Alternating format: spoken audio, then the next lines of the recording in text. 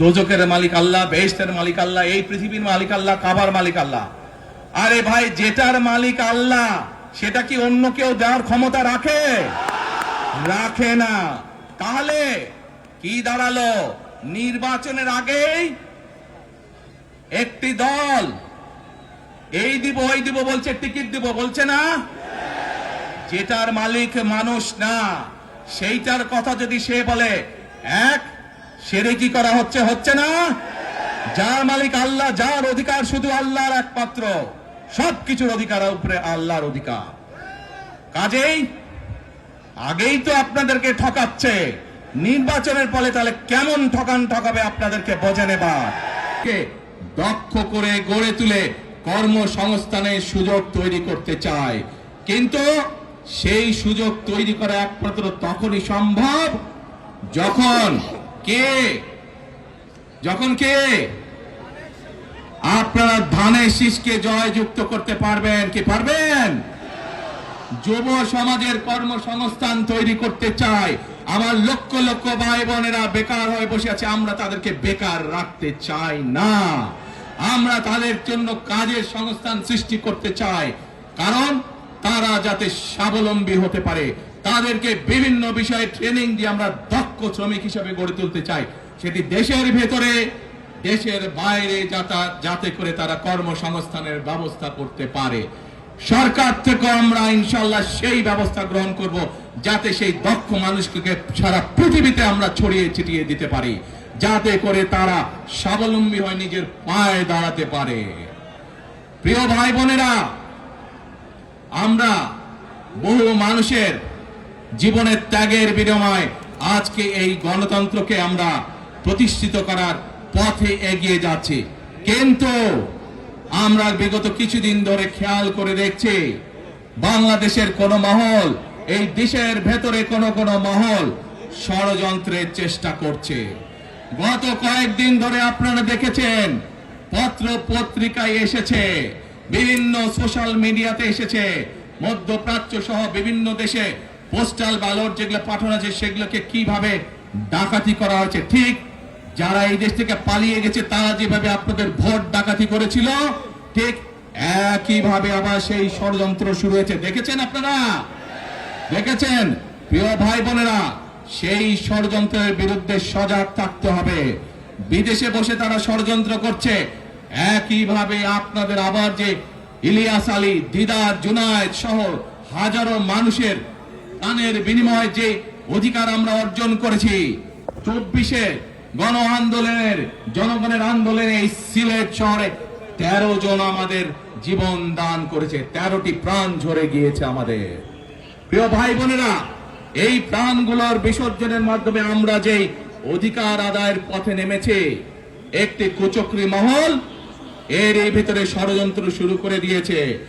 দেশের ভেতরেও তাদের ষড়যন্ত্র থেমে নেই, কিন্তু 2024 সালের 5ই আগস্ট এই বাংলাদেশের জনগণ প্রমাণ করে দিয়েছে যে বাংলাদেশের জনগণ ঐক্যবদ্ধ থাকলে, ঐক্যবদ্ধভাবে নেমে আসলে যে কোনো ষড়যন্ত্রকে বাংলাদেশের মানুষ প্রতিহত করতে পারে।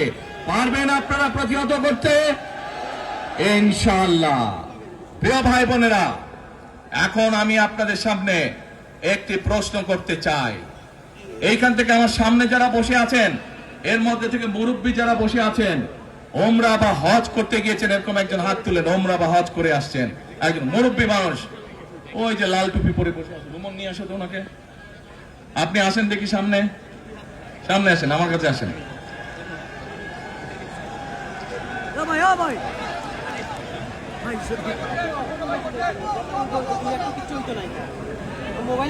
মুঝে চশমা ঝুলছে, চশমা ঝুলছে।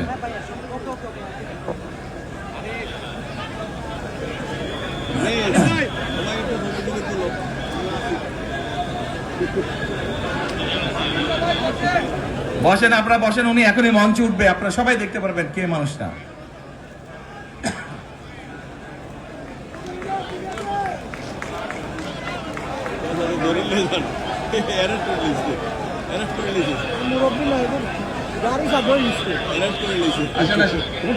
তাড়াতাড়ি তাড়াতাড়ি তাড়াতাড়ি আসসালামু আলাইকুম। কি নাম আপনার? এটিএম হেলাল। ওই এইদিকে বলেন। এটিএম হেলাল, বাড়ি কই? সুনামগঞ্জ। বাড়ি সুনামগঞ্জ। সুনামগঞ্জ কোথায়? শান্তিগঞ্জ। এই সুনামগঞ্জের মানুষ আছে এখানে? এই লোক আপনাদের মানুষ? আচ্ছা, এখন বলেন কবে গেছিলেন আপনি? হজ না উমরায় গেছিলেন? উমরাতে গেছি 16তে, হজে গেছি 17তে। উমরাতে গেছেন 16তে, হজে গেছেন 17। এখন আমাকে বলেন, আপনি তো উমরা হজ করে আসছেন, যে মাইকের সামনে দাঁড়ান, আপনি কাবা শরীফে গেছেন, কাবা শরীফের মালিক কে? আল্লাহ। জোরে বলেন। আল্লাহ। কাবা শরীফের মালিক কে? আল্লাহ। আল্লাহ। আমরা মুসলমান সবাই এই দিন দুনিয়ার আমরা যে এই পৃথিবী দেখি, এই পৃথিবীর মালিক কে? আল্লাহ। এই সূর্য নক্ষত্র যা দেখি তার মালিক কে? আল্লাহ। বেহেশতের মালিক কে? আল্লাহ। দোজখের মালিক কে? আল্লাহ। আচ্ছা, দাঁড়ান, এবার আপনি বসেন এখানে। আপনারা সকলেই সাক্ষী দিলেন দোজখের মালিক আল্লাহ, বেহেশতের মালিক আল্লাহ, এই পৃথিবীর মালিক আল্লাহ, কাবার মালিক আল্লাহ। আরে ভাই, যেটার মালিক আল্লাহ সেটা কি অন্য কেউ দেওয়ার ক্ষমতা রাখে? রাখে না। তাহলে কি দাঁড়ালো? নির্বাচনের আগেই একটি দল এই দিব ওই দিব বলছে, টিকিট দিব বলছে না? যেটার মালিক মানুষ না, সেইটার কথা যদি সে বলে, এক শিরকি করা হচ্ছে, হচ্ছে না? যার মালিক আল্লাহ, যার অধিকার শুধু আল্লাহর একমাত্র, সবকিছুর অধিকার উপরে আল্লাহর অধিকার। কাজেই আগেই তো আপনাদেরকে ঠকাচ্ছে, নির্বাচনের ফলে তাহলে কেমন ঠকাবে আপনাদেরকে বোঝেন এবার। শুধু ঠকাচ্ছেই না মানুষকে, যারা মুসলমান তাদেরকে শিরকি করাচ্ছে তারা। নাউজুবিল্লাহ। প্রিয় ভাই বোনেরা, কেউ কেউ বলে অমুককে দেখেছে, তমুককে দেখেছে, এবার একে দেখেন। প্রিয় ভাই বোনেরা, 1971 সালের যুদ্ধ, যেই যুদ্ধে লক্ষ মানুষের প্রাণের বিনিময়ে এই দেশ স্বাধীন হয়েছে, আমাদের এই প্রিয় মাতৃভূমি, সেই মাতৃভূমিকে স্বাধীন করার সময় অনেকের ভূমিকা আমরা দেখেছি, যাদের ভূমিকার কারণে এই দেশের লক্ষ লক্ষ ভাইয়েরা শহীদ হয়েছে, এই দেশের লক্ষ লক্ষ মা বোনেরা তাদের সম্মান হানি হয়েছে।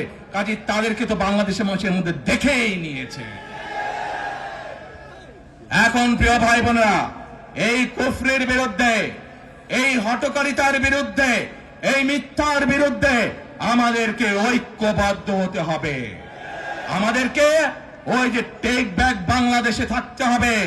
আমরা দেশকে স্বৈরাচার থেকে মুক্ত করেছি, এখন মানুষের অধিকারকে প্রতিষ্ঠিত করতে হবে।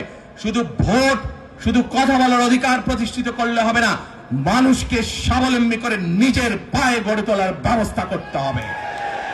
প্রত্যেকটি মানুষ, বাংলাদেশের মানুষ যাতে ঠিকভাবে, ভালোভাবে খেয়ে পড়ে বেঁচে থাকতে পারে, প্রত্যেকটি মানুষ যাতে নিরাপদে রাস্তায় চলতে পারে, সেই ব্যবস্থা করতে হবে। সেটাই হচ্ছে টেক ব্যাক বাংলাদেশ। আমরা বিগত 15 বছর দেখেছি, অমুককে বলে এসেছি তমুককে ক্ষমতায় রাখার জন্য, বলেছিল না? সেজন্যই বলেছি, দিল্লি নয়। আমরা দেখেছি যারা 71 সালে ছিল তারা কাদের সাথে লাইন দিয়েছিল, যাদের কথা একটু আগে বললাম, যারা মিথ্যে কথা বলে ঠকাচ্ছে মানুষকে, আমরা দেখেছি তাদের আস্তানা কোথায়। সেজন্যই বলেছি, যেমন দিল্লি নয় তেমন পিন্ডি নয়, নয় অন্য কোন দেশ, সবার আগে বাংলাদেশ। এবং যেহেতু আমরা বিশ্বাস করি দেশের মানুষই হচ্ছে আমাদের রাজনৈতিক সকল ক্ষমতার উৎস, সেজন্যই আমরা দেশের মানুষের ভাগ্য উন্নয়নে বিশ্বাস করি।